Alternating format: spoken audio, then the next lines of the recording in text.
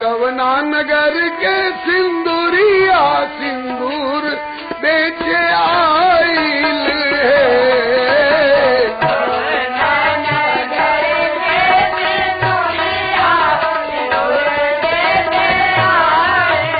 माई है कवना नगर की कुमारी धिया सिंदूर बेचाली है।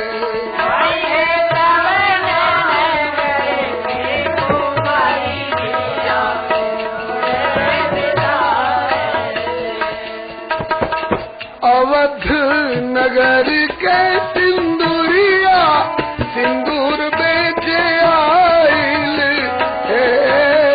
अवध नगर के सिंदूरिया सिंदूर बेचे आइल माई है जनक नगर की कुमारी थिया सिंदूर बेचाली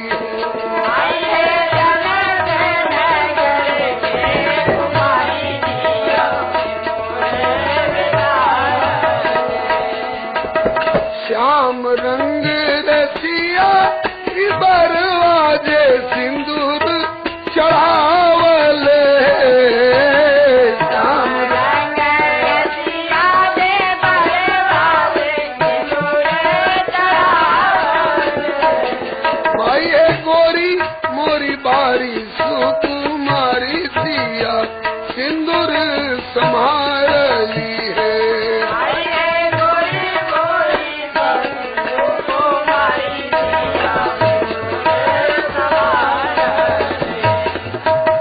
बहुरी वशिष्ठ दीन अनुशासन बहुरी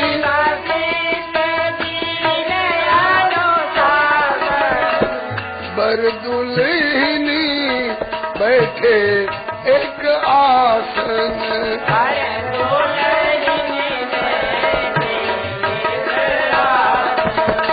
जस रघु